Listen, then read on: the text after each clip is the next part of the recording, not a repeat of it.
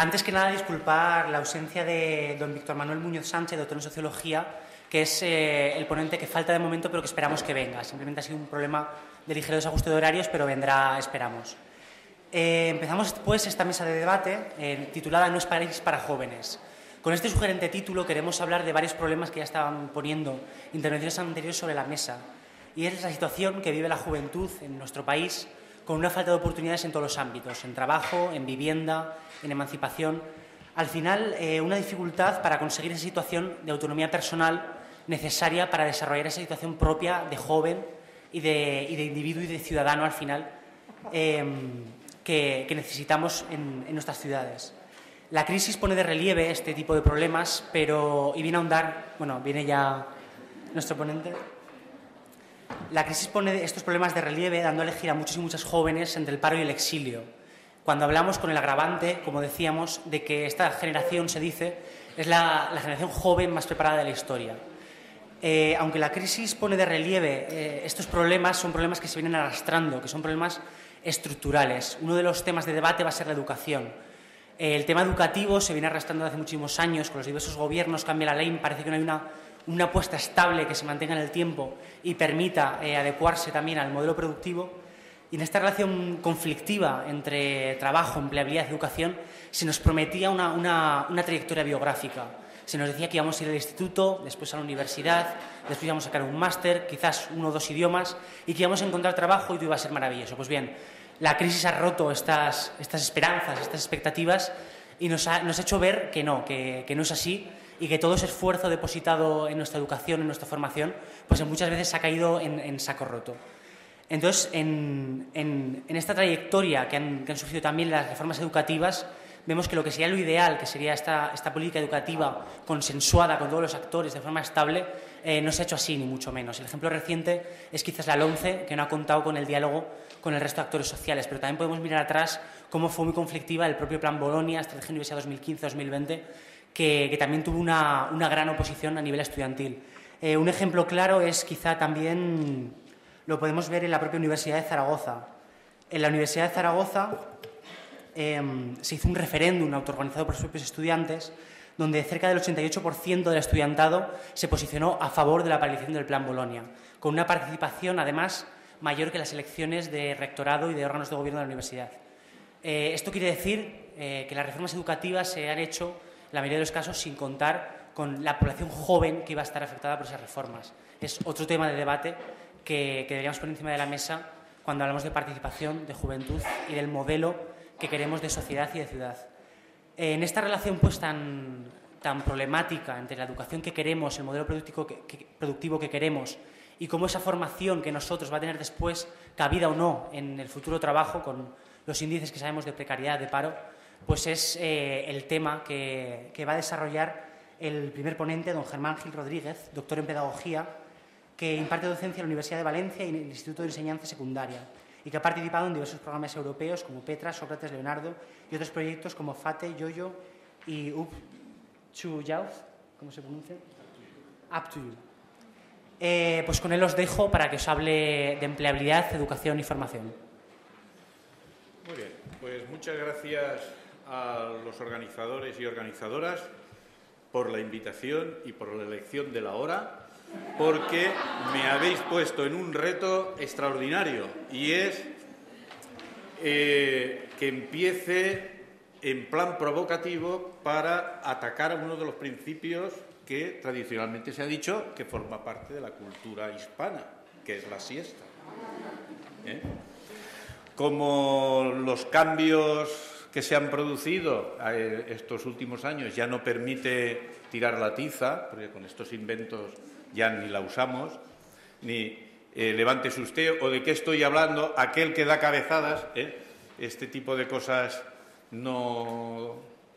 Pues yo, para poder mantener el espíritu combativo de esta mañana, voy a hacer una intervención, a ser posible corta, a ver si logro jugar bien con los tiempos y con lo que quiero decir después de haber tenido que estructurar en 20 minutos el plan A, el plan B y el plan C y volver al plan A. En función de los tiempos y tal, pues vamos a intentar hacerlo y luego yo voy a tratar, más que de hacer una explicación muy literaria o muy de discurso, voy a dar mensajes cortos, ideas cortas, por si luego es más fácil entrar en un debate que podemos argumentar con más detalle. Esta es un poquito la idea que también nos permite. Si no os molesta este tipo de presentación, que estén al lado las diapositivas, eso es porque de esa manera podré yo controlar mejor el asunto, porque el papeleo que tengo por aquí está mezclado el plan A, el plan B y el plan C, ¿no? Bueno, pues si os parece, empezamos. Vamos a ver. Hablar en estos momentos, en el año 2013, de educación, formación, empleabilidad, con todo lo que nos está cayendo, yo creo que como mínimo de entrada, si fuésemos artistas, sería el equivalente a pedir ya un aplauso, porque es que es de un atrevimiento fuerte, porque a ver quién es el que se atreve a dar algún diagnóstico que después del aplastante discurso de la sociedad líquida podamos decir hoy que nos sirva para mañana, además teniendo el ministro que tenemos. O nos podemos presentar hoy con una serie de datos y propuestas y que nos vengan las recomendaciones del Fondo Monetario, de la Troika Europea, y hoy es miércoles, pero están preparando los papeles para el viernes, con lo cual esto nos lleva a una situación que cierto riesgo, ¿no? Por otro lado, es necesario que abordemos estos temas desde dos perspectivas, por lo menos desde mi punto de vista. Hoy hablar de educación, de trabajo, de empleabilidad, este tipo de cosas es una necesidad social, porque no en vano son dos sectores donde la crisis se está cebando más, los recortes los están aplicando a diestro y siniestro y, sobre todo, porque atacan las políticas de equidad, de igualdad, que se han caracterizado en España durante mucho tiempo, han sido fruto de conquistas, han sido fruto de reivindicaciones y de la noche a la mañana estamos viendo cómo se van limando en todos los terrenos y en todos los aspectos y en todos los niveles educativos. Una vez en la universidad, luego en la enseñanza, luego es en la concertada, luego es en los comedores, luego es en las becas. No salimos de sorpresa en sorpresa. El resultado final es el resultado que estamos viendo continuamente en las calles, en las manifestaciones, en las universidades, etcétera, etcétera, ¿no? Y por otro lado, quiero dejarlo también claro desde el principio. Cuando yo hablo de política con mayúscula. Hablo de los problemas sociales. Hablo de las medidas para solucionar problemas colectivos. Y no hablo de gobernantes. Los gobernantes son los que hemos elegido y que temporalmente pueden estar desempeñando una función, mejor o peor, a veces como les dejamos y otras veces como pueden. Los que hemos estado en esos niveles sabemos con qué ilusión vamos y con qué ilusión nos volvemos, y cómo muchas veces la inmensa mayoría de los proyectos no los podemos llevar a cabo porque la maquinaria no nos deja. Y la maquinaria es el aparato burocrático, pero la maquinaria también es la distribución del voto que se ha dado. Eso quiero dejarlo. Yo soy partidario de la idea que se ha dado esta mañana de política, por lo tanto, yo no utilizaré en el discurso los políticos. Los políticos somos todos, el compromiso es de todos, la solución las buscamos entre todos y temporalmente hay algunos que se encargan de otras tareas que son de representarnos, gobernarnos, gestionarnos aquello que nosotros pretendemos o hemos dicho que hagan o han conseguido el apoyo mayoritario. Hablar de estrategias, de partidos, y eso es otro discurso de la política, pero yo quiero centrarme en el otro discurso. Mirad, lo que a nosotros nos toca son esos 4 aspectos. que desde mi punto de vista, educación y formación lo podemos utilizar en nuestro debate de forma similar.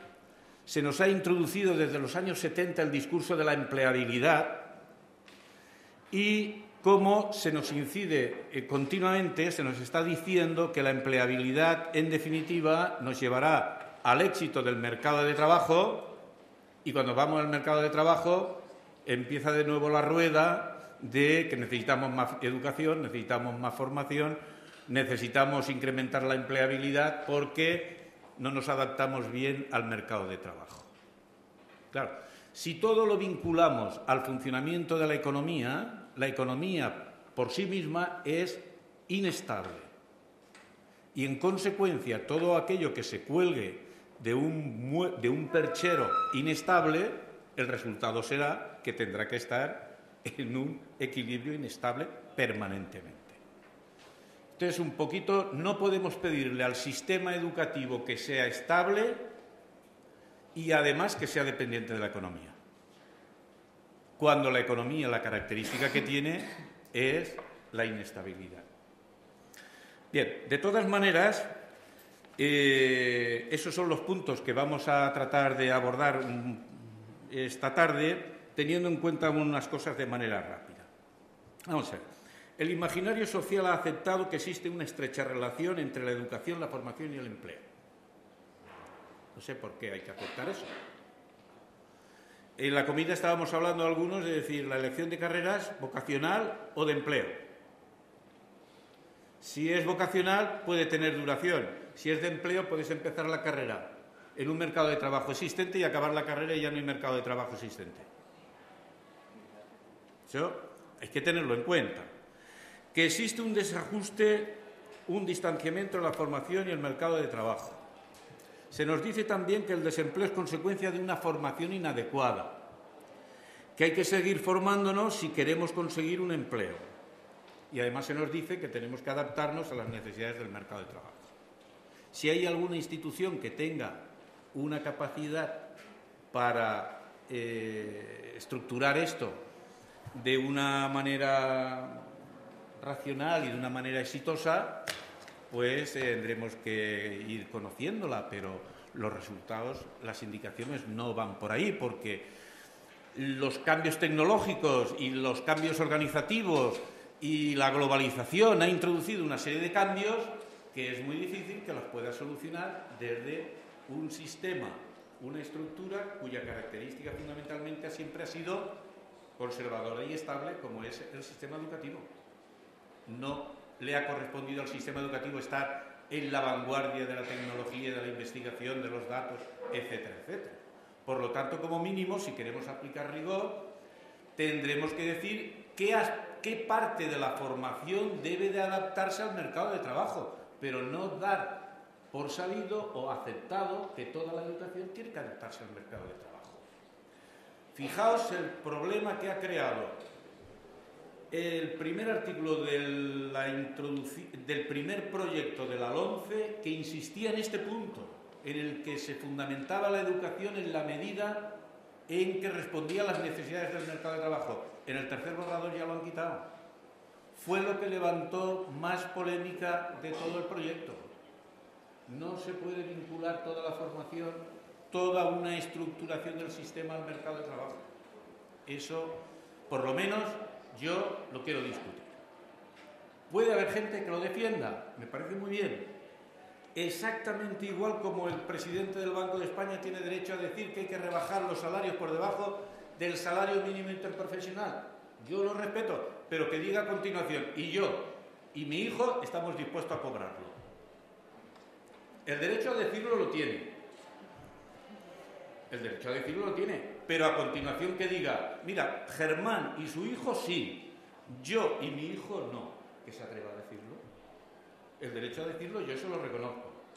Luego tendrá que decir por qué yo puedo vivir con 500 euros y él no. Eso es una exigencia social que hay que decirla, pero que decidan por nosotros y digan, tú puedes vivir y debes de vivir con 500 y yo con 100.000, eso es lo que ya no nos entra desde el punto de vista de una concepción social y política en sentido amplio. Lo mismo sirve para el Fondo Monetario Internacional que decías tu amiga Lagarde.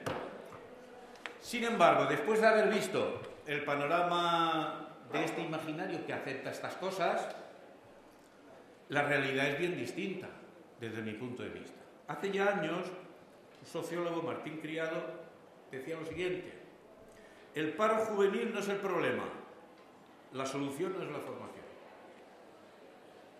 Tiene un artículo muy interesante este hombre, ya desde hace tiempo, en el que él ya detectaba que el problema no era el desempleo y por lo tanto la solución tampoco pasaba por lo que se estaba diciendo.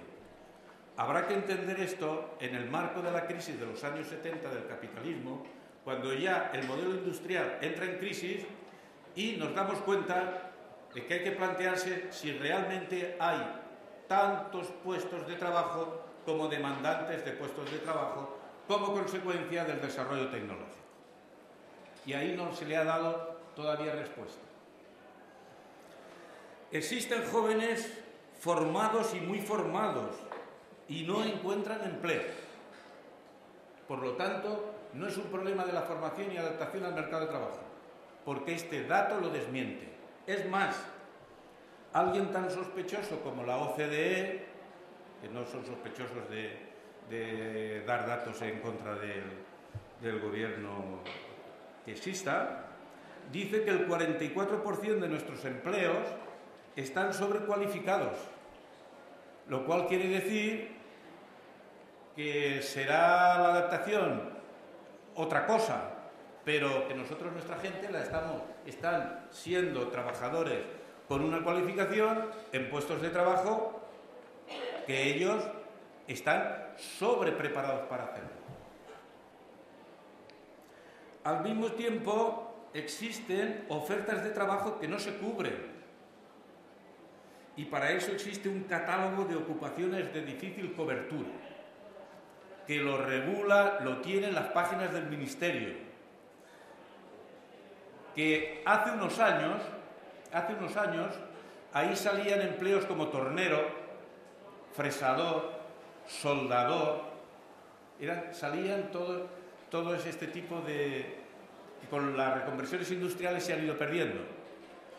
Pero yo me he tomado la molestia estos días, preparando la conferencia, de analizar el catálogo de ocupaciones difíciles del segundo trimestre de 2013, por lo tanto es el que está vigente, y para Aragón sale esta oferta.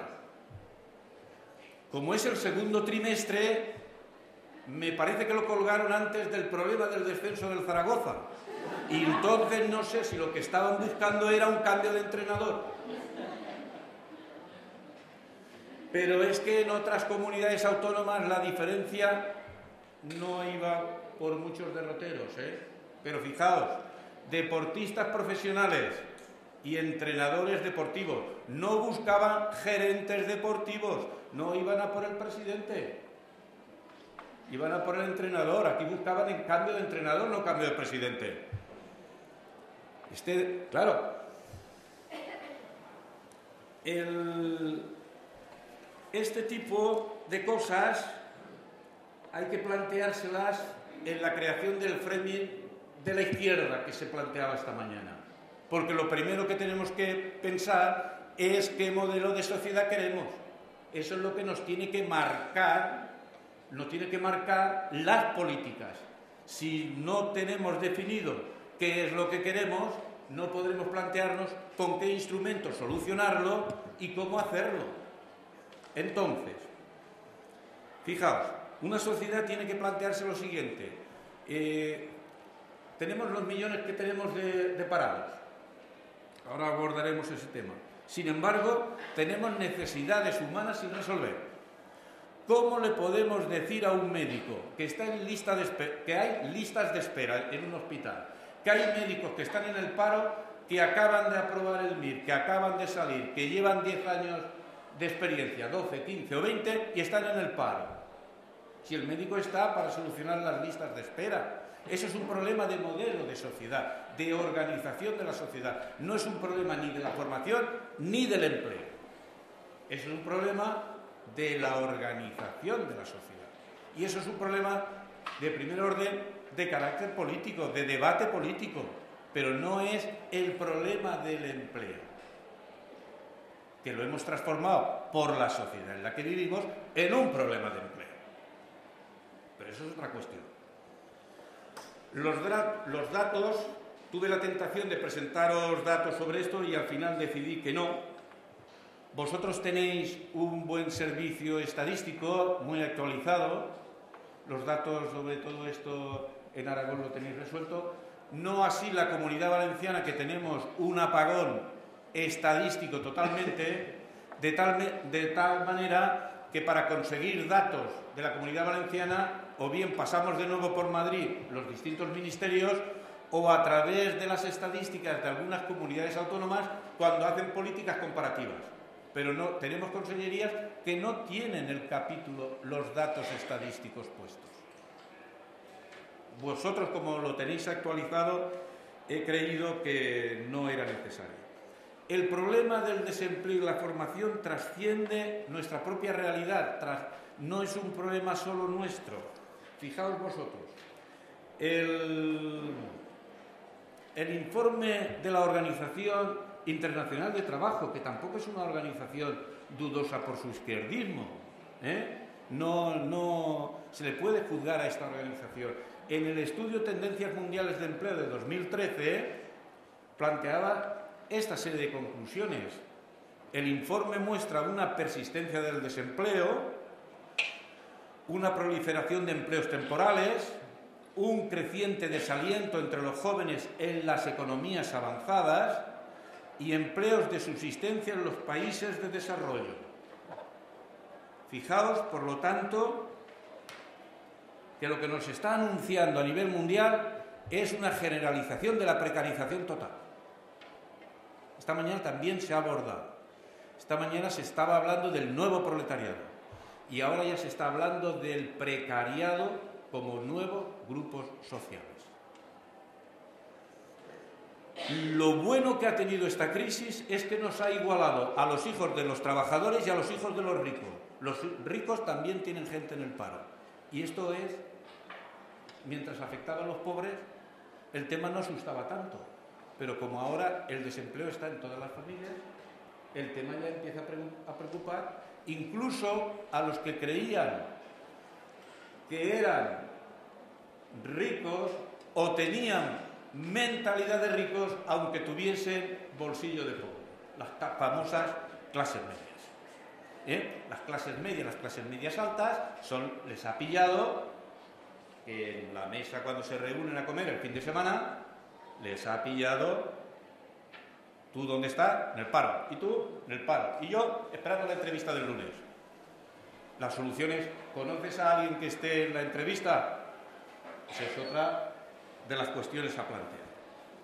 Fijaos, hay otra cuestión que es el tema de la empleabilidad. Yo creo que a esto le voy a dedicar nada porque el tema de la empleabilidad es un concepto que se ha inventado que desde mi punto de vista nos abruma continuamente. Esto lo traducimos a que tenemos que tener nuevas competencias y lo traducimos, así por poner un ejemplo, al dichoso currículum. Pero el dichoso currículum lo que ocurre es que en la medida en que se ha democratizado, en la medida en que se ha masificado, ha perdido su valor. Y allá donde saber inglés era un valor, hoy como se da por supuesto ya no vale. Con lo cual tenemos otro concepto que no para de abrumarnos por la mañana, por la tarde, al mediodía, con los niños, sin niños, a todas horas, es la formación permanente. Nunca estamos preparados para aquello que nos demanda la sociedad. ¿Qué es lo que manda la sociedad? Que estés disponible para cuando yo te lo diga. Y ahora los nuevos empleos, con las nuevas tecnologías, lo que hay que hacer es tener el móvil abierto hasta cuando duerme. Disponibilidad total para la empresa. Claro, el concepto de empleabilidad, fijaos vosotros, aparte de para qué sirve, qué utilizaciones tiene, en definitiva la empleabilidad, concepto genérico, es la capacidad de una persona de acceder a un puesto de trabajo, la capacidad, mantenerse en él, reubicarse en otro caso de pérdida del primero. Y una persona empleable posee los requisitos en términos de experiencia profesional.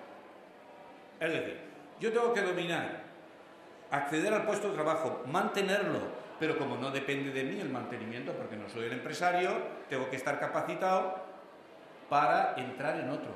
Si yo tengo todas estas características, me monto la empresa.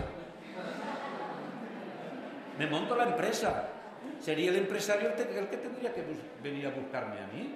Claro. Pero, ¿qué ha pasado con esto? Lo que ha pasado con esto es que nos hemos responsabilizado, culpabilizado de nuestra propia situación. No tengo un currículum adecuado, me falta un cursillo, me apunto al cursillo para que el currículum esté actualizado y tener posibilidades de... Pero si las posibilidades están en función de la oferta que nos hagan de puestos de trabajo, hay sitios donde hay un puesto de trabajo y no lo encuentran. Luego ahí hay. Y en otros sitios que oferten 10 y se presentan 40. Claro, no es un problema de empleabilidad, es un problema más complicado, de formación, de empleo, de lo que se oferta, de las condiciones laborales. No todos los que se marchan porque no encuentran, sino por las condiciones de precarización que se les ofrece. Porque no se les ofrece perspectiva. Y como persona y como profesional la perspectiva la tenemos que tener. De todas maneras, fijaos, el mercado de trabajo ocurre lo siguiente, que es el otro punto y así, mirad, hoy seguimos planteándonos los temas del mercado de trabajo en términos del siglo XIX. Y esto no puede ser. Trabajamos las mismas horas que a finales del siglo XIX. 8 o más, que fue entonces cuando se hizo la conquista de las 8 horas. Y yo me pregunto, ¿acaso la tecnología hoy es la misma? ¿La productividad es la misma? ¿Los beneficios empresariales son los mismos? ¿Por qué no se plantea o nos planteamos en esa búsqueda de paradigma, de propuestas, que hoy podríamos funcionar, vivir con menor número de horas de trabajo y por lo tanto reparto de trabajo si los beneficios también se reparten? Si repartimos solo el trabajo por la vía de rebajar el sueldo sin tocar la fiscalidad y sin tocar los beneficios, entonces la medida, como ha ocurrido cuando se ha experimentado en Francia, por ejemplo, pueden incluso los propios trabajadores oponerse.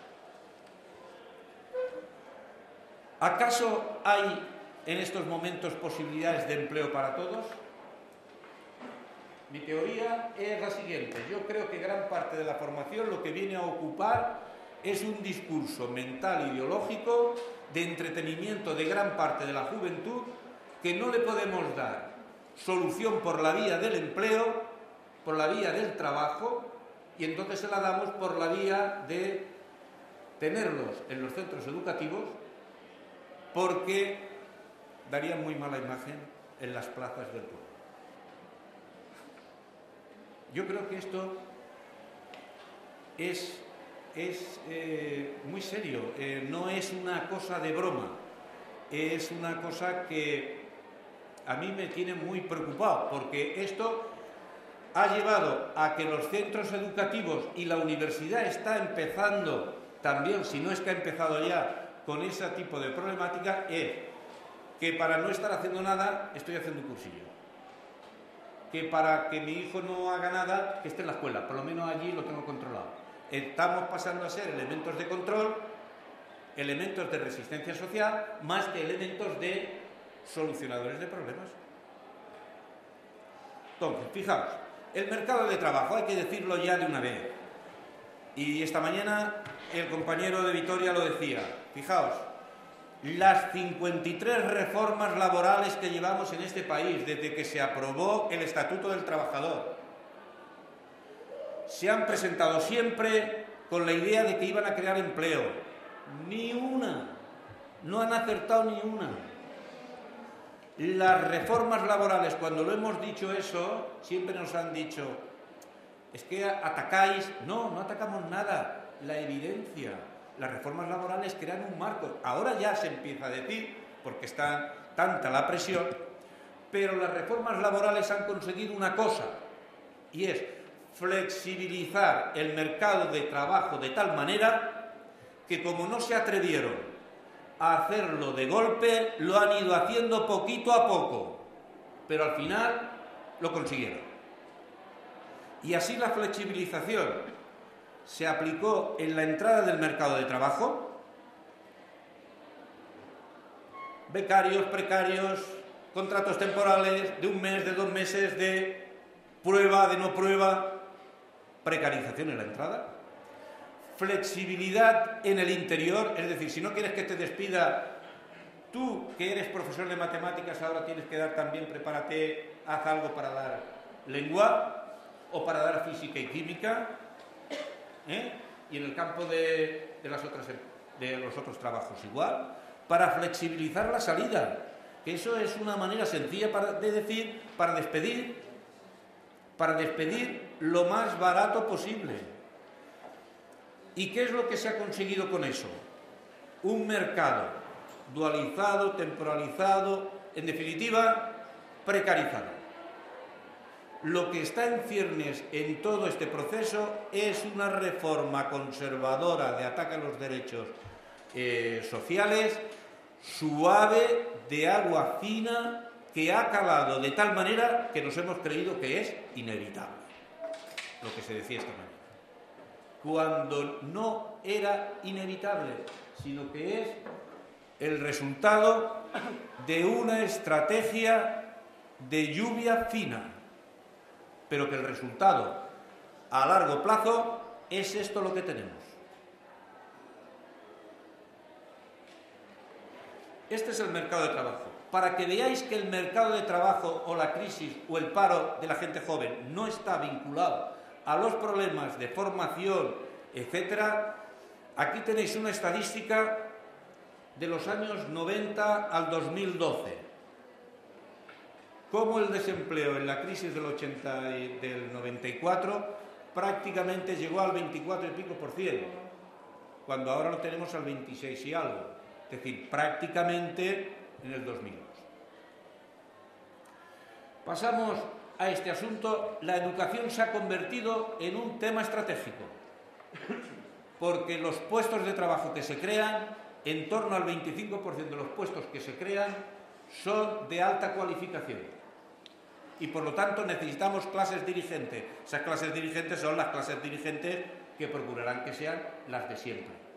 Por eso, el resto de trabajos no necesita, el 60% de los puestos que se crean parece ser que no necesitan alta cualificación. Con lo cual puede ser flexible, temporal, dual, precario, con más jornada o con menos jornada. Si a uno le ha tocado estar en ese 25% por miles de razones, o a otros le haya tocado en el 60%. El discurso del esfuerzo es que yo estoy por mi desmérito donde estoy y no por las circunstancias globales. También incide en lo que se plantea esta mañana. Y voy a acabar. Mirad, desde mi punto de vista, la inestabilidad educativa es un discurso que forma parte del framing del cambio conservador, porque a nadie nos gusta estar en un estado de inestabilidad y, por lo tanto, esa mentalidad es favorable al cambio que transforme la realidad que hay, la realidad educativa. Porque fijaos, la ley que tenemos nosotros en este momento fue una ley, la que hay en estos momentos, apoyada por un amplio consenso. La ley que se presenta en estos momentos como solucionadora de los problemas educativos del país es una ley que no tiene ningún apoyo, incluso discutido dentro del propio gobierno, el apoyo. Claro, la abstención de Izquierda Unida, desgajada de Iniciativa Verde Cataluña, el Bloque Gallego, el CHA y Nafarroa Bai, siendo importante hablar de democracia y el respeto a las minorías, que se decía esta mañana, a nivel de apoyo social, es una ley que tiene bastante respaldo. El problema es que a la ley hay que inyectarle.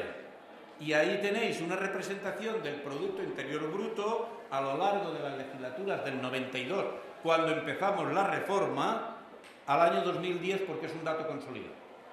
Fijaos, están representados el rojo los gobiernos del PSOE y en azul los gobiernos del Partido Popular. Coincide con los procesos elecciones, no, aquí no hay nada más que haberlos identificado con color. Esos son datos del Instituto Nacional de Estadística. Por lo tanto, observar vosotros cómo la caída es evidente. ¿Por qué? Porque en este país lo que hay es un problema de lucha de modelos detrás del debate educativo.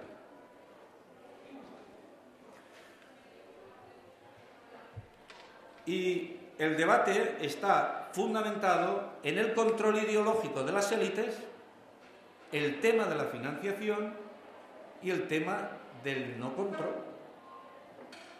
Y permitidme que os cuente una anécdota de peces barba que nos la contó el maestro Gregorio. La tiene publicada. Nos contaba, estábamos en la conferencia Andreu y yo. La anécdota fue la siguiente. Fue a visitar al Papa en función de su cargo cuando era presidente del Congreso. Y allá que estuvo hablando con el Papa más de una hora. Que si la ley del aborto, que si el no sé qué, que si las propuestas del gobierno, que si... Pues de todos es conocido que Gregorio Peces Barba era además católico practicante. Y entonces el Papa no hablaba. La sorpresa que nos contaba Peces Barba era, después de una hora, el Papa sin hablar, y a mí se me acabó el tema, le dije, Juan Pablo, ¿usted me quiere preguntar algo? Dice, sí, le quiero preguntar, ¿vais a seguir permitiendo que se den las clases de religión en el sistema educativo? Y esta era la anécdota, porque en el fondo lo que hay detrás es el control de las élites futuras girando en torno a un pensamiento conservador. Quiero solamente, y con esto acabo, como había plan B, plan C, tal, esta, para que veáis que esta no es una cuestión que nos ha venido así, una noche de tormenta, no. Esto es una planificación. El desmonte del estado de bienestar a nivel, digamos, internacional es una planificación bien hecha, bien estructurada. Mirad lo que ya decía el señor Morrison en 1996, miembro del Comité Estratégico de la OCDE. Si se les disminuyen los gastos de funcionamiento a las escuelas y universidades, hay que procurar que no se disminuya la cantidad de servicio. Hemos recortado, pero no hemos quitado nada de lo que hacíamos. ¿No lo hemos estado oyendo estos días eso? Ellos reajustan, no recortan. Y entonces vamos a buscar eficiencia, pero vamos a dar el mismo servicio. Los médicos van a hacer lo mismo. Vais a estar igual de atendidos, pero mejor porque gastamos menos. Y vais a pagar menos de impuestos. Aun a riesgo de que la calidad baje. La calidad no les importa aunque pongan ley de calidad. En esta frase está claro que lo que les importa es que no disminuya el número. La calidad es secundaria. Se puede reducir, por ejemplo, los créditos para el funcionamiento de las escuelas o las universidades, pero sería peligroso restringir el número de alumnos matriculados. Las familias reaccionarán violentamente si no se matricula a sus hijos, pero no lo harán frente a una bajada gradual de la calidad de la enseñanza. Y la escuela puede progresar, la escuela puede progresiva y puntualmente obtener una contribución económica de las familias o suprimir alguna actividad. quien más interés tiene en estos momentos es la Administración en poner los comedores, la jornada intensiva en la enseñanza obligatoria, porque de esa manera se ahorran los comedores. Curiosamente, los centros privados lo que están haciendo es incrementar las actividades por la tarde. Y dice más, y acabamos. Familias, tal. Esto se hace primero en una escuela, luego en otra, pero no en la de al lado. De tal manera que se evita el descontento general de la población. Pensando aquello que decía el poema atribuido a Bertolt Brecht, ¿no? Vinieron a por los comunistas y como yo no era, vinieron a por aquellos y como yo no era, eso le ha tocado a ese colegio que funciona mal, pero al de mi hijo, y cuando vinieron a por mí ya no quedaba nadie para decirle ayudarme. Estamos ante un momento estamos intervenidos y fijaos vosotros, otro de los grandes mitos, y con esto ya de verdad acabo, de verdad, otro de los grandes mitos que se nos está metiendo en estos momentos es lo de la formación profesional dual. Se está vinculando esta experiencia de formación profesional, se está vinculando al desempleo juvenil. Y fijaos vosotros, la formación profesional dual está en crisis en aquellos países que la tienen instalada en Europa. Y es más, para el éxito de la formación profesional dual no es que te formen, sino que te quedes trabajando. Y nosotros tenemos un tejido industrial que, según los datos de las empresas que tenemos en España, el último dato que tiene el Instituto Nacional de Estadística, aunque sean datos del 2010 publicados en el 2012. Fijaos vosotros. Empresas que tengan más de 20 trabajadores en España y que, por lo tanto, puedan permitirse el lujo de tener a un tutor que forme a los nuevos empleados que vienen, a los estudiantes que quieren hacer la FP dual, es el 2,10%. Es decir, es posiblemente una formación que solo pueden hacer las grandes empresas. Aquí en Aragón ya habéis tenido unas jornadas sobre este tema y que solo puedan vincularse a ese planteamiento las grandes empresas y posiblemente las de marca alemana, para facilitarles a la Merkel formarlos aquí y llevárselos para allá. Porque allí, en Alemania, sobran puestos de formación profesional dual de las empresas porque los jóvenes no los quieren. Y colorín colorado, te cuento se acabó. Muchas gracias. Antes de nada, agradecer a la comisión organizadora de estas jornadas que me parecen muy interesantes y un oasis en el desierto de la juventud, de los temas relacionados con la juventud actualmente, al Ayuntamiento, a la Delegación de Juventud y, por supuesto, a todos los presentes por ser jóvenes, unos por edad y otros por espíritu. Bueno, yo me iba a traer un PowerPoint, pero tengo una mala experiencia porque cuando pongo PowerPoint todo el mundo mira el PowerPoint y nadie escucha lo que digo. Por lo tanto, no he traído ninguno y voy a hablar. Yo sé que esto es del siglo XVIII o antes, pero yo soy joven del siglo XXI y prefiero lo antiguo a lo de ahora. Bien, en principio titulé, no sabía lo que me iba a encontrar y titulé esto así a modo de bandera reivindicativa, crítica a la sociedad autocrática. Pero en realidad, aunque sea un título que en realidad no expresa lo que voy a decir, sí lo expresa. ¿Y por qué? Pues porque yo no voy a hablar de los temas de empleabilidad, que ya lo ha hecho muy bien Germán, por supuesto. Yo voy a hablar de que la transición a la vida adulta, en los momentos que nos ha tocado vivir, está truncada. Claro, esto nos gusta mucho, y claro, yo empezaré diciendo cosas que no gustan para acabar diciendo cosas que gustan o no. La emancipación económica y familiar de los jóvenes en España es inexistente. Tenemos mucha formación y pocas oportunidades. Todo esto redunda en que los jóvenes, que son ciudadanos con todas las de la ley, porque tienen más de 18 años y todos los derechos recibidos en su propia persona, tienen una ciudadanía parcial. Es decir, son ciudadanos, pero parcialmente, no todas.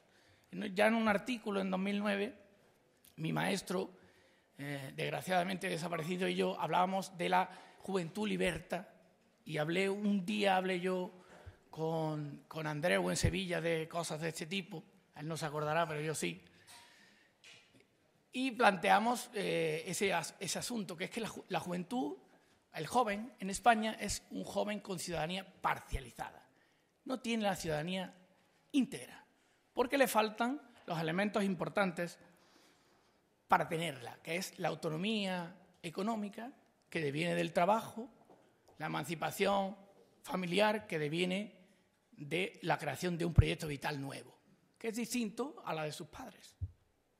Claro. ¿Por qué ocurre todo esto? Evidentemente, tiene mucha razón Germán con el aspecto derivado de la empleabilidad, del mercado de trabajo, pero yo tengo la deformación profesional de sociólogo y yo hablo de que todo esto redunda en los aspectos sociales, los que se ven todos los días. Retraso en la nupcialidad. Los jóvenes, o las jóvenes en este caso, los jóvenes ahí poco pueden hacer, las jóvenes tienen hijos cuando son mayores. Esto hay un término médico que lo define, que se llama madre añosa. Esto le sonará a todas las que quieran tener hijos, porque serán eso. ¿Por qué? Porque retrasan ese fenómeno social porque no tienen más remedio. Por supuesto, el tema del matrimonio ni hablamos. Antes había algunos atrevidos y atrevidas que se planteaban tener un hijo, pero ahora eso cada vez está más caro y cuesta mucho trabajo y mucho dinero. Entonces cada vez se retrasa más. Y además algunos ni se casan porque casarse es una inversión muy cara. ¿Qué tenemos ante nuestros ojos? Pues que la juventud sufre un panorama que yo defino como un miedo constante y una incertidumbre como aliada. Esto de la percha, ¿no?, que no sabe qué equilibrio tiene porque está azotada por el vaivén de los mercados. Esto suena, ¿eh? Lo dicen los medios de comunicación, no yo. Eso es lo que todos los días ven los jóvenes. Los jóvenes no saben, vamos, a grandes rasgos, hay algunas excepciones como en todo, qué es lo que va a pasar. Y por lo tanto, se pliegan a lo que ocurre en el presente. Y el miedo, como bien decía Enrique Gil Calvo, es el mensaje. Por lo tanto, cuidadito, atención, todo el mundo con mucho miedo, no vaya a ser que pase algo y me afecte a mí. ¿Qué ocurre? Que de toda esta conceptualización amplia deviene un elemento importante y es el hecho que parece contrario a todo lo que he ido yo argumentando anteriormente, y es el hecho de que todo el mundo quiere ser joven. Porque hay muchos adultos que tienen el complejo de que no quieren hacerse mayores y tienen ese complejo tan conocido que se llama el complejo de Peter Pan, que tienen 60 años pero quieren aparentar estéticamente, por estilos de vida, por formas de comportamiento, querer ser joven. Entonces, ¿qué ocurre? Claro, porque es que en el ideal de toda sociedad, el joven es el que tiene el don de la vida, está en plenitud, tiene vigorosidad, es alguien que goza de la plenitud de su vida. Entonces, claro, hacerse adulto y cada vez más adulto para ser mayor no interesa. El imaginario colectivo valora ser joven, está bien. Entonces, hay muchos adultos que no quieren dejar de ser jóvenes. Pero claro, esto es en el imaginario colectivo y en los niveles de representación social y simbólica de lo que es la juventud. Porque si en realidad quisieran ser jóvenes, ya hablaré yo de los que antes fueron jóvenes, que lo que han ido dejando por el camino, no querrían ser tan jóvenes, solamente en el ámbito de lo estético, de lo representativo, de lo ideacional, de lo simbólico. Claro, en esta sociedad tan líquida, tan dinámica, de constante cambio, de la hipermodernidad, siempre ha habido una obsesión, no sé por qué, pero siempre una obsesión por el adelanto en los ritos de paso. Las sociedades antiguas tenían los ritos de paso mucho más tardíos y muy claros. ¿Qué está ocurriendo en la sociedad actual? Que los ritos de paso son cada vez más adelantados, es decir, aquí todo el mundo es joven antes de tiempo, antes la categoría de niño no existía y la de adolescente mucho menos.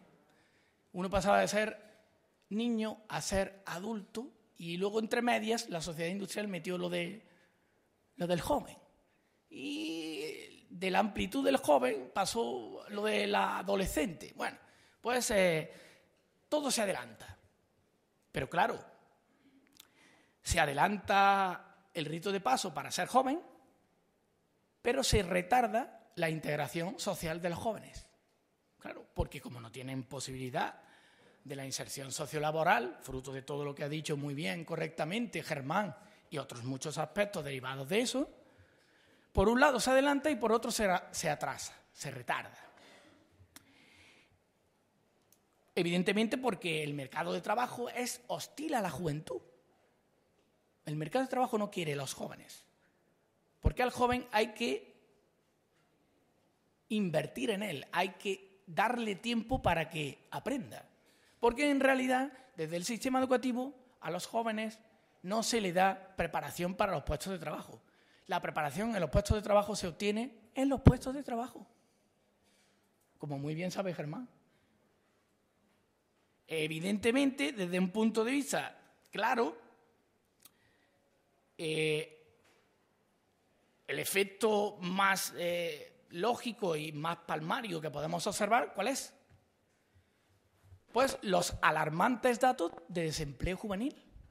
Más de la mitad de los jóvenes están en desempleo. España es el país del mundo con mayor desempleo juvenil. Todas estas cosas, esto da miedo. Pero habría que preguntarse por qué. Yo voy a insistir en uno de los aspectos. Y a mi modo de ver, supongo que vendrá dado de una cuestión que quizá tenga algo que ver con lo que ha comentado Germán, pero yo voy a insistir un poco más en el asunto. Es el hecho de el proceso constante y profundizado poco a poco de eliminación de las políticas sectoriales de juventud. Antes había una inversión en esas políticas públicas destinadas a los jóvenes muy importante. Y eso cada vez ha ido en descenso. Yo no me he traído los datos, pero ustedes nada más que tienen que verlo. Ya he dicho que esto es un oasis en el desierto. Antes se hablaba mucho de la juventud, pero ya no se habla nada de la juventud. Y si no se habla nada es porque no interesa. Evidentemente, todo esto son políticas sectoriales que desaparecen. ¿A dónde van a parar? A otros lugares. Eso es como todo. Se reajusta el presupuesto y se va a otros lugares que interesa más. Bien sea políticamente, bien sea cuantitativamente, que yo creo que va por ahí más los tiros. Porque la población joven ya no es importante.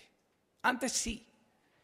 Porque si veíamos la corte poblacional de los jóvenes, antes sí era importante, era un porcentaje importante, pero cada vez son menos. Y cada vez son menos porque evidentemente hay un envejecimiento de la población y por supuesto hay unas condiciones malas para la juventud. Malas que incluso puede haber un elemento importante que plantee incluso una afirmación que yo traigo aquí a colación por si alguien lo quiere discutir luego. Los jóvenes, para la política, son intrascendentes.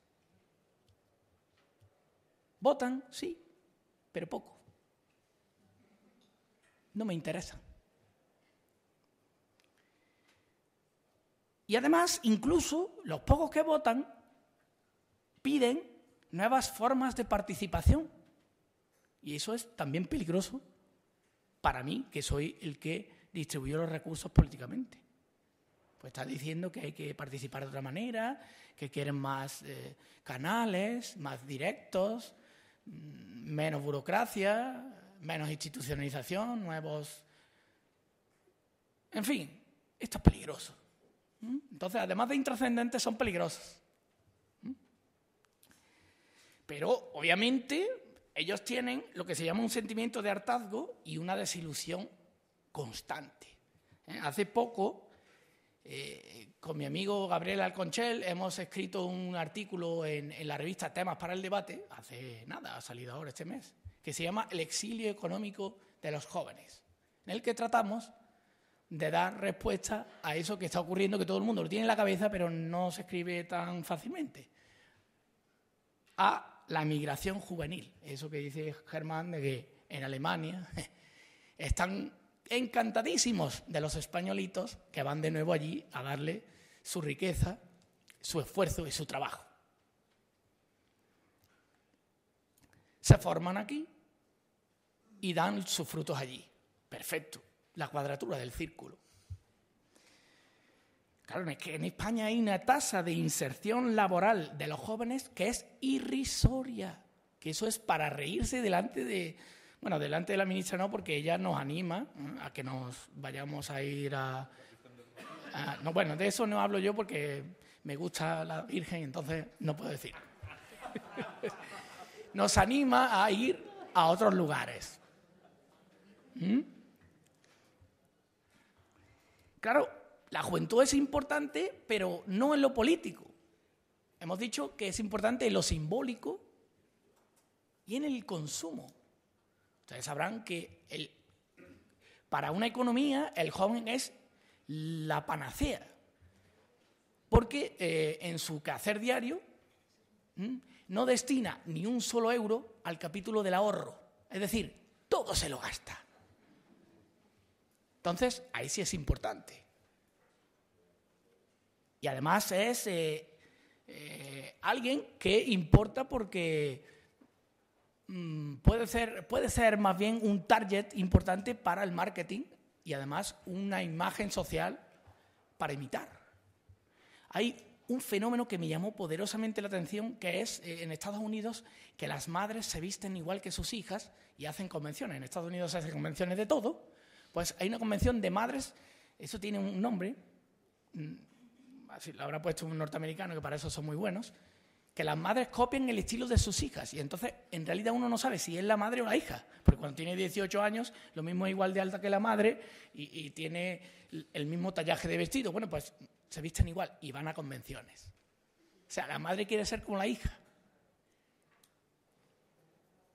Imaginario colectivo, modelos sociales, pero no en el trabajo ni en lo político. ¿Qué pide la juventud? Hay un artículo de Ramón Cotarelo en una revista que coordinamos en el Instituto de la Juventud en 2009, en el que se plantea, desde el punto de vista de Ramón Cotarelo, que la juventud siempre ha sido algo innovador, algo que rompe con lo que ya había.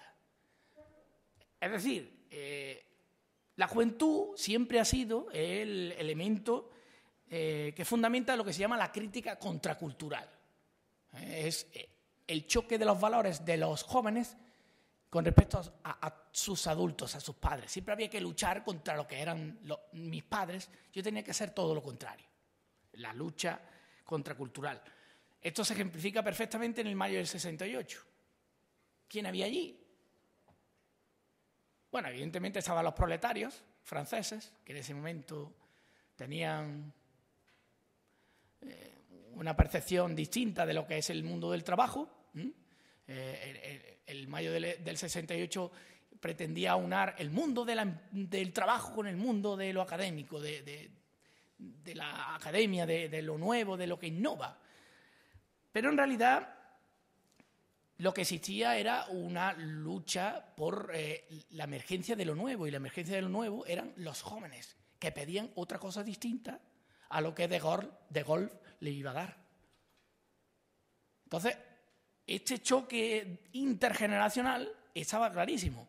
Lo que ocurre es que este planteamiento del mayo del 68, de la juventud como paradigma de la ruptura, de lo novedoso, esto va cada vez cayendo más en el descrédito, porque si uno se atiene a los datos de encuestas de valores entre los jóvenes y los adultos, resulta que hay lo que yo llamo la teoría de la convergencia.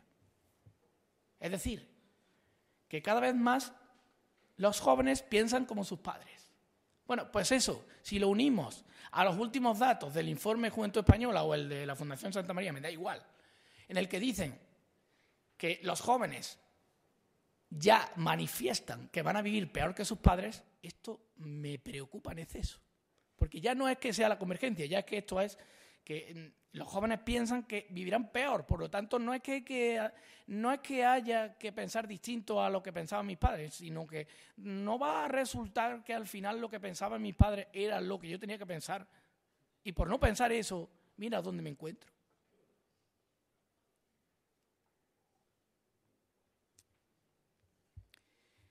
Bien, mayo del 68, esto nos puede quedar muy lejos, pero yo quiero plantear aquí una idea que es un poco más cercana y que me interesa con mayor profundidad. Y es esto que está ahora muy candente de lo que se llama esto del proceso constituyente, lo del que ya está acabado, periclitada la transición, etcétera, etcétera. Yo vengo aquí a traer un poco este argumento que dice lo siguiente. ¿Qué ha ocurrido en España o cuál es el fruto o el producto de la generación joven que accedió al poder en España en la transición y que puso en marcha una sociedad democrática en España que le ha legado a la actual generación una situación de pavoroso desencanto? Porque España era el país de la oportunidad, había procesos de movilidad social ascendente, había oportunidades, y resulta que cuando los de la generación que llegaron al poder en la transición lo van abandonando progresivamente, están dejando un panorama para los jóvenes totalmente desértico, y tan desértico que piensan en irse. Es decir, ¿no será que esa generación ha producido un fracaso porque no le ha dado una sociedad mejor a la generación que le sucede? Esto es para reflexionarlo, ¿eh? Procesos constituyentes, esto que se habla ahora de la reforma de la Constitución. ¿Por qué no hablamos de las cuestiones más directas? De que en España se ha frenado la promoción social ascendente. Cuando yo estudiaba, me decían que las sociedades avanzadas ya tenían movilidad social ascendente muy reducida porque, claro, ya se habían asentado. Pero España era distinta, me decían a mí. Porque en España todavía hay procesos de movilidad social ascendente y los jóvenes tienen oportunidades de ocupar no solo las posiciones sociales de sus padres, sino incluso estar por encima. Es decir, el proceso de enclasamiento podía ofrecer a los jóvenes mejores posiciones sociales que la de sus padres. Bueno, sin ir más lejos, yo les doy mi ejemplo. Mi padre era camarero, yo soy profesor de universidad. Eso es lo que nos vendieron. Eso es lo que ocurrió. Pero a partir de ahora ya no está ocurriendo eso. Es decir, hay que plantearse qué ocurre aquí.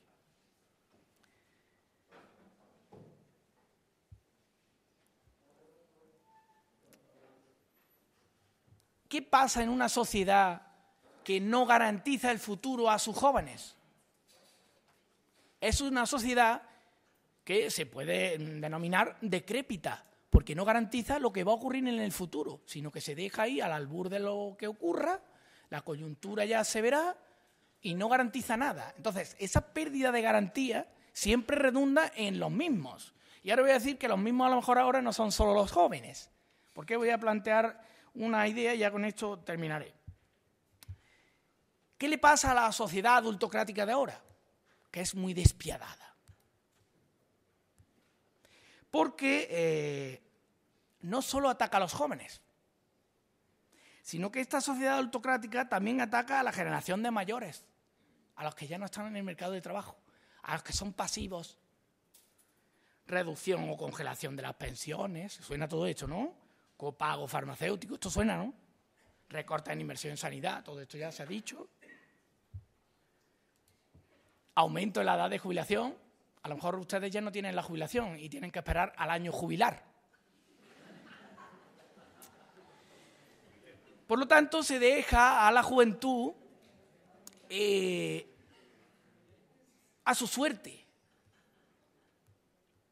Se le dice, emigrar es una buena opción, prepárese usted para un futuro incierto. ¿Tiene usted un nivel de desempleo que le va a tocar estar seguro en el paro? Vaya usted ya a la cola del INEM. Va a tener inestabilidad laboral, más de la que ya ha tenido, si tiene la suerte de trabajar. Este hombre que habla ahora mucho de la COE, que fue el primero que dijo, hay que hacer un contrato, no lo quiso decir, pero lo dijo, basura para los jóvenes. No lo quiso decir, pero lo dijo. Y por supuesto, todo aquel que emigre, que nosotros le invitamos amablemente a que lo haga,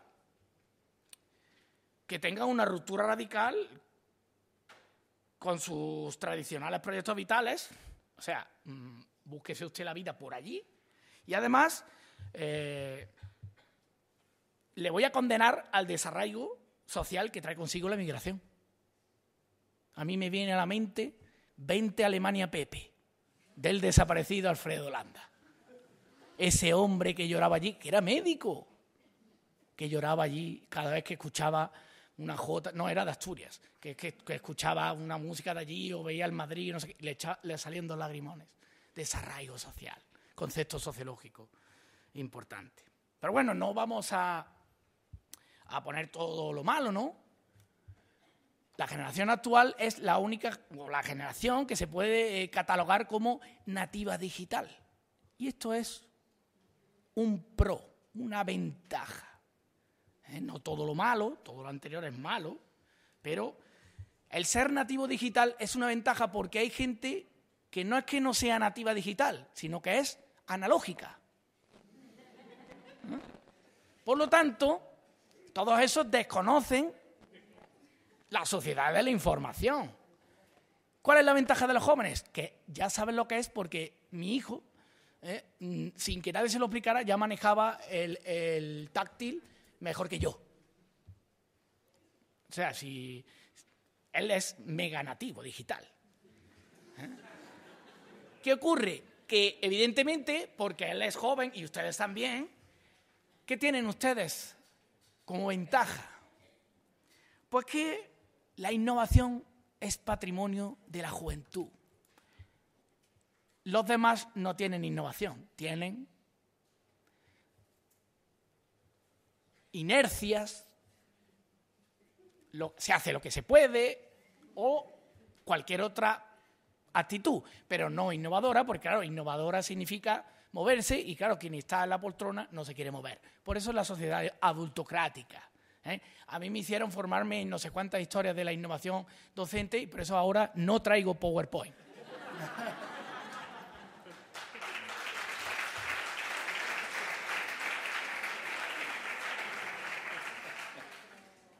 No solo tiene la juventud la innovación, sino que tiene el vigor y tiene que la necesidad de cambio es inherente a su naturaleza.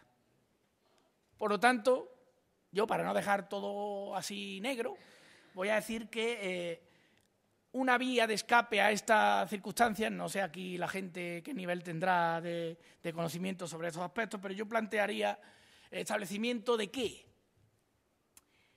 De proyectos cooperativos, es decir, de cooperativos, pero no porque sea una cooperativa, en el sentido que le gusta a la gente de las cooperativas como economía social, sino de cooperativa porque se hagan empresas que contraten a los jóvenes, a ellos mismos, y no busquen a otros. En el ámbito de las nuevas tecnologías, que para eso son nativos digitales. Pero claro, eso necesita cooperación, como es una cooperativa. Entonces, no querer decir, voy a contratar a gente mayor para que me saque las castañas del fuego, sino que sean los propios jóvenes, aprovechando esa innovación, ese vigor, esa necesidad inherente al cambio que tienen, para aprovechar eso de lo que los otros carecen, que es que ellos son nativos digitales. Y ya para finalizar, darle las gracias por escucharme.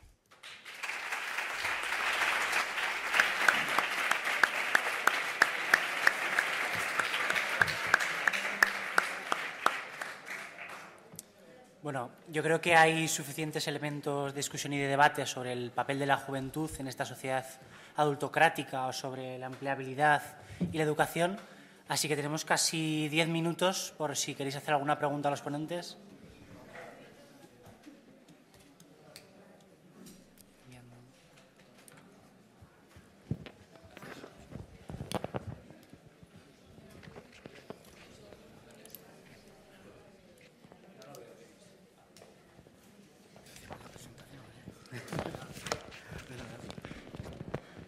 Bueno, de Javier, de la Casa de Juventud de Casco Viejo. Me ha gustado muchísimo las intervenciones de esta tarde porque aportan. Esta mañana he sentido mucho peso, ¿no? De no podemos, indefensión, manos atadas. Y en cambio esta tarde estoy escuchando que, bueno, pues que los problemas están ahí, pero hay salidas, ¿no? Respecto al tema laboral, es verdad que España es un país de parados. Esto no es de ahora, viene desde hace décadas. Tenemos un problema muy alto de paro, ¿no? Que salvo el momento del ladrillo, pues parcialmente se enmascaró.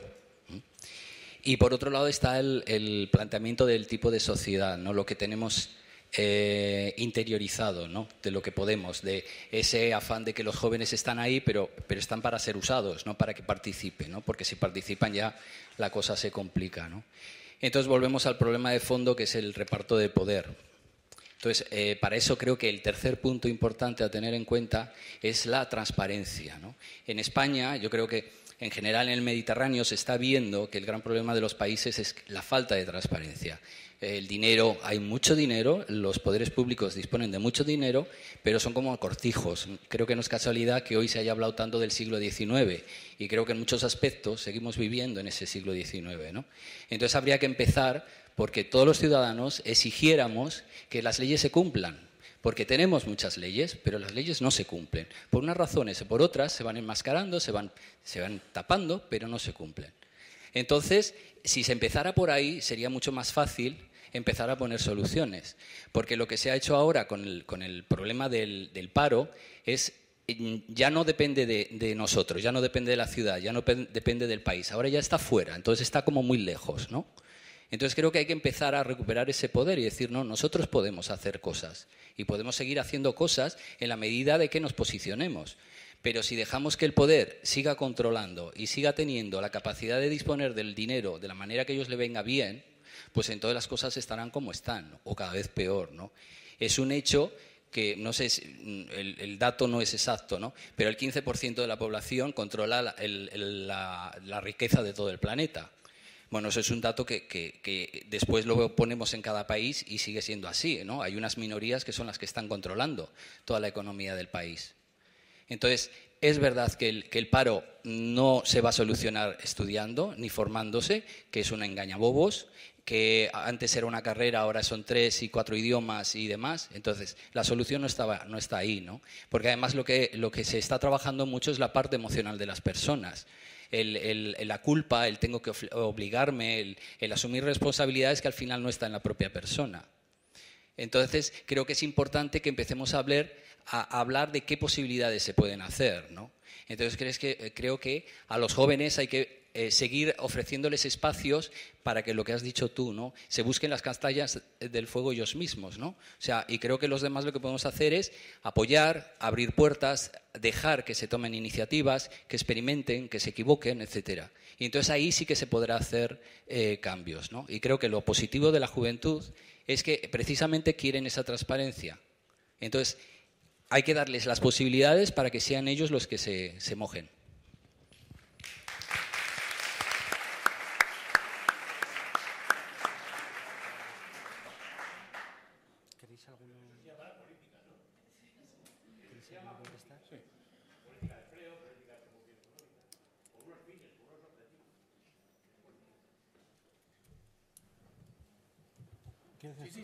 No, yo una cuestión. Descabezados.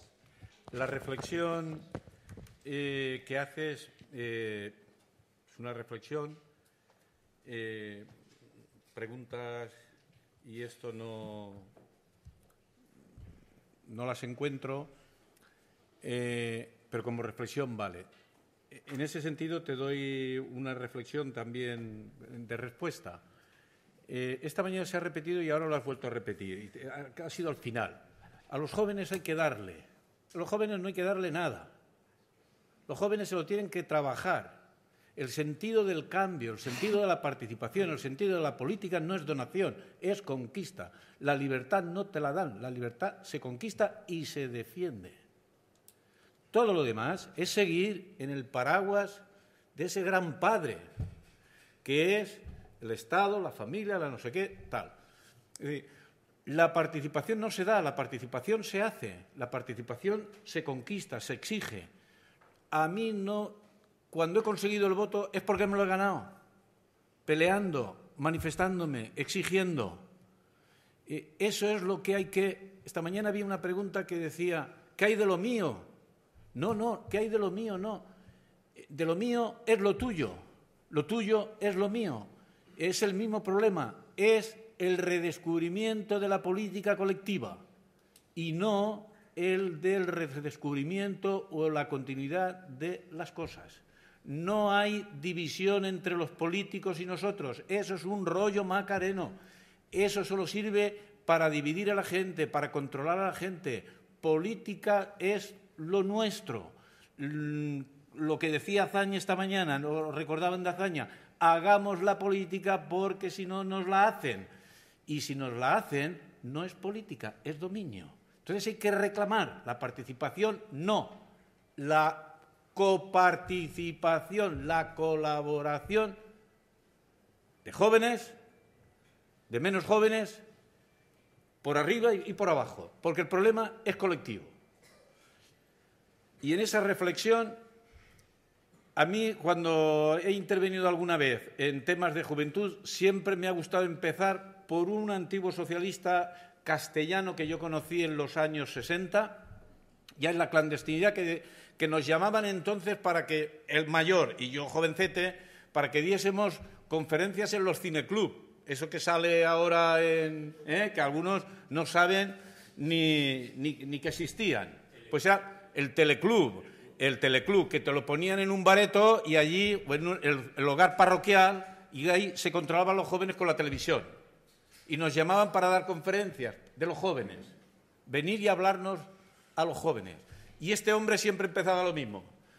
Muchachos y muchachas, la juventud es una cosa tan breve que eso se pasa pronto, así que vamos a hablar de cosas serias y de los adultos. No es cuestión de que nos den, no es cuestión de que nos dejen, es cuestión de que no nos lo tienen que coger porque nosotros no nos dejamos. Es el cambio de paradigma, es tener el framing nuestro, y el framing nuestro es que lo mío no se los dejo a nadie, porque en la medida en que de mi participación política, de mi ser político, lo cedo, estoy perdiendo personalidad y están ganando dominio. Y ese es el reparto del poder.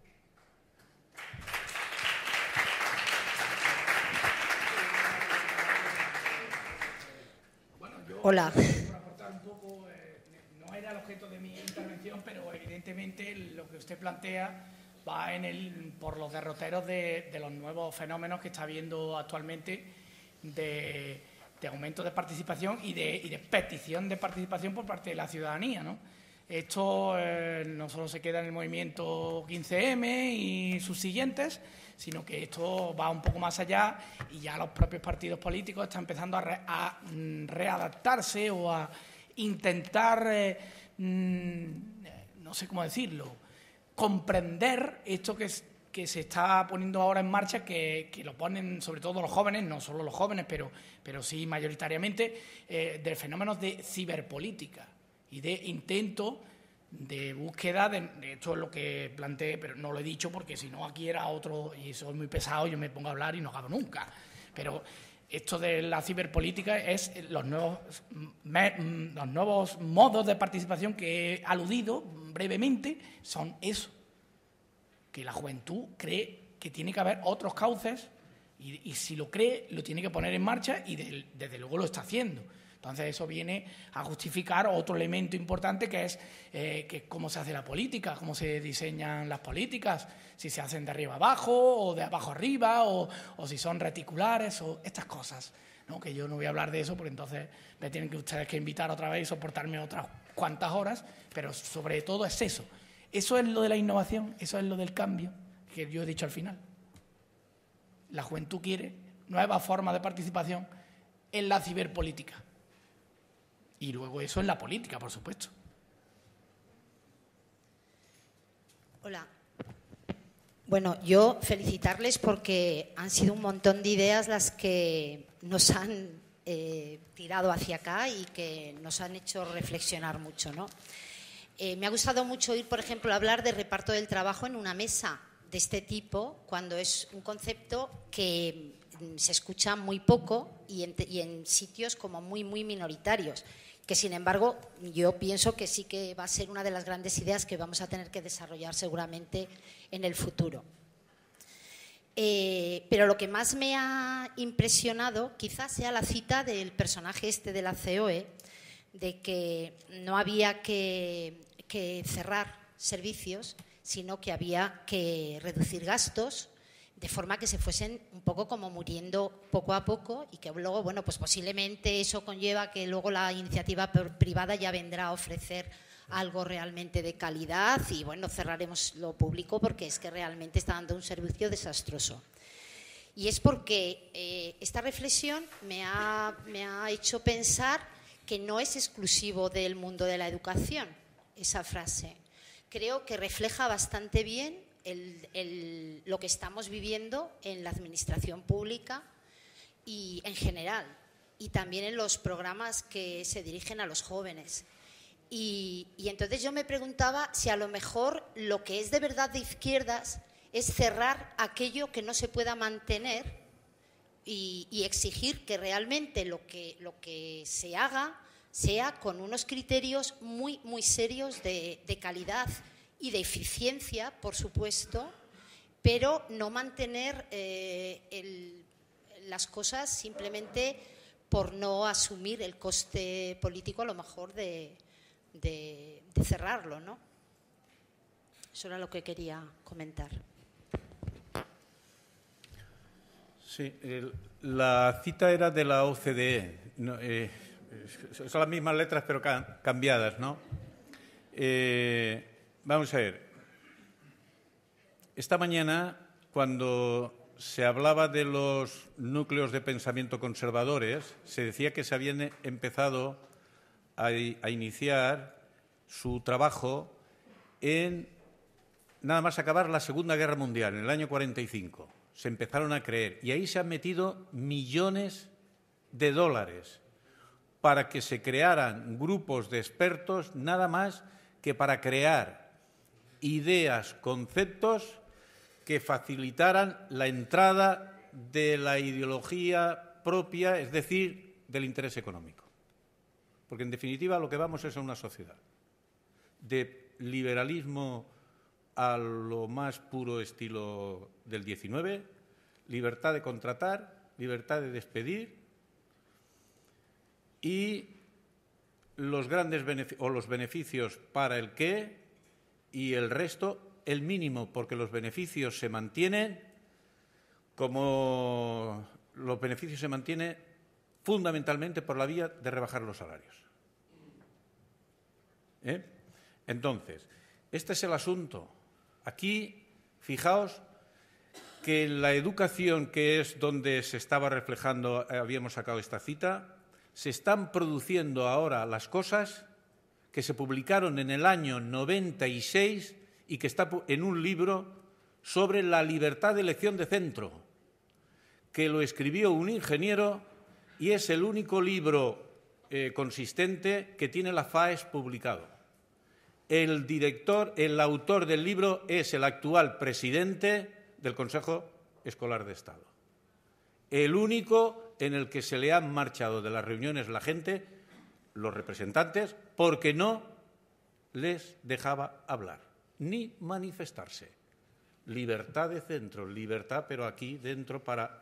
Claro, todo ese montaje ha ido ocurriendo, lo hemos ido viendo, que sistemáticamente se han ido dando los objetivos que perseguían libertad de centro, libertad de financiación, objeción a los acuerdos europeos como era la educación para la ciudadanía, que es que en este país el que firmó en Europa la educación para la ciudadanía fue José María Aznar. Y cuando deja de gobernar se monta todo el tinglao de la objeción a la asignatura. Y en este país sabemos que en la Unión Europea funciona de tal manera que unos toman los acuerdos y otro país le toca la coordinación y otro país el desarrollo y otro país ponerlo en marcha, otro país la evaluación, porque eso va como va en su proceso de lentitud. Lo firmó Aznar, lo tuvo que desarrollar Zapatero y los aznarianos se opusieron. No tiene ningún sentido dar una materia de educación pública en segundo de la ESO, como es el caso de la Comunidad Valenciana, cuando en Holanda, en una reunión de políticas educativas, de políticas de juventud en Europa, exigen horas prácticas de servicio a la comunidad del orden de 200. ¿Y en qué dedican el tiempo? En recoger papeles, cuidar barrancos, cuidar árboles, servicios de voluntariado de llevar enfermos al parque, es decir, contabilizadas, y si no, no aprueban. Y aquí, claro, el problema es que todo eso lo tienen más que estudiado, y tienen planificadas las reacciones, el cómo, el cuándo. No hay nada de improvisación en el discurso. No hay nada de improvisación. Lo que nos han cogido a nosotros es con otro discurso, porque ellos llevan décadas creando sus marcos y nosotros seguimos manteniendo el marco de la justicia social inspirada en la Ilustración. Nosotros creemos que el que tiene razón hay que reconocérselo y al final se impone. Y no es verdad que todo lo razonable sea, o todo lo explicado por la razón, sea ni verdad ni que convenzca a nadie. Vamos... Sí, bueno, buenas tardes. A mí me gustaría expresar o introducir en el debate una pequeña reflexión acerca del tema de la empleabilidad de las y los jóvenes, ¿no? Estamos hablando de alternativas en una coyuntura de paro de los últimos datos 50 y pico %. Entonces, a mí me parece que llegamos a un punto en el que parece que la juventud, o los jóvenes y las jóvenes, seamos osados y osadas por querer tener un empleo, ¿no? Entonces, cuando hablamos de alternativa, y esto es una locura, porque cuando hablamos de alternativas, parece que lo único que tenemos o que nos queda es emprender o emigrar, ¿no? Entonces, yo creo que no es tan osado querer tener un empleo por cuenta ajena. La mayoría de los que estamos en esta sala lo tenemos. Y creo que no es tan osado querer exigir a los poderes públicos que creen este empleo. Antes decían esta mañana que la política era más de crear empleo destruyéndolo, ¿no? Entonces, yo creo que el peligro que tiene el hablar de alternativas como la única forma de acceder al empleo por parte de la juventud es un poco perverso, porque implica reconocer que el derecho al trabajo y el derecho al empleo, que está garantizado por la Constitución, queda un poco en entredicho, ¿no? Entonces, en ese sentido, yo no creo al 100%, no digo que haya maldad, ¿no? Pero no creo al 100% en la bondad del autoempleo, en la bondad de la cooperatividad en este sentido, ¿no? De que el gobierno se lava las manos porque no puede ofrecer puestos de trabajo a sus jóvenes, ¿no? Y lo único que nos queda es el emigrar, ¿no? Entonces, creo que también es un poco escurrir el bulto, ¿no? Por parte de quien tiene que preocuparse por generar ese empleo, ¿no? Y por realmente ofrecer salidas laborales a las personas jóvenes, ¿no? Entonces, no quiero denostar al 100%, y se le llena la boca, y estos días lo estamos viendo, el emprendedurismo, que parece que no hay otra política de empleo que no sea la política emprendedora, ¿no? Pero creo que también habría que centrarnos en que las políticas de empleo tienen que ir también, ¿no? por este otro lado. No sé si me he explicado lo que quiero decir y cuál es la opinión de la mesa. Vamos primero con... Sí, bueno, una cosita breve. Lo que usted plantea, yo estoy de acuerdo. Pero eso es empleo público. Y el empleo público ya sabemos lo que hay. Si tú tienes una coyuntura en la cual tienes que reducir el déficit, lo que no vas a hacer nunca es aumentar el capítulo 1 de los gastos del Estado. Entonces, queramos o no, aunque España tenía buenos indicadores de empleo público, pero queramos o no, el que crea el empleo es la empresa, ¿eh? Vamos a dejarnos de idealidades. O sea, el empresario es el que crea empleo. La idoneidad o no del autoempleo, yo no me metería en juzgarla, pero lo que es ineludible es que es la empresa la que crea el empleo y el Estado cada vez menos. Y de hecho es una obviedad que todo el mundo puede contemplar, suspensión de oposiciones, en fin, por doquier, toda la comunidad autónoma, Estado, todo, porque hay que reducir el déficit. Entonces, y da igual si está el PSOE o está el PP, se congela todo. Yo vengo de Andalucía, reducto de la rojedad, y no está ahí en la tesitura de si va a haber unas oposiciones de primaria que son este domingo. Este domingo está convocado el examen, pero no se sabe si va a haber. Esto se dice pronto, Digo que yo entiendo que usted reivindique el empleo público, pero que en la realidad más constatable es que el empleo público a lo mejor no se va a reducir, pero ampliarse yo lo dudo bastante. Sí, una cuestión. De todas maneras, las jornadas a veces no están acostumbradas a que haya interpelaciones entre las mesas y la experiencia chilena en la época de Allende aquello lo demostraba y era muy bueno. Pero fíjate, lo que acaba de decir el compañero, en definitiva, no es nada más que política. Porque el reducto de la Rojería no lo puede hacer porque el de arriba se lo quita. Es decir, claro, no es que no pueda hacerse en Andalucía porque haya, desde mi punto de vista, que es cuando se crea un empleo, porque hay una necesidad.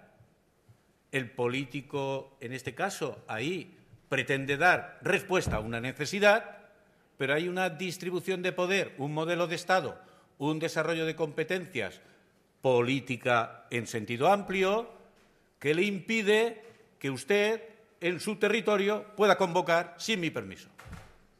Y ese mi permiso depende de fuera, porque ese permiso tiene que conseguir, en el año 2015, reducir la aportación del Producto Interior Bruto al 3,9.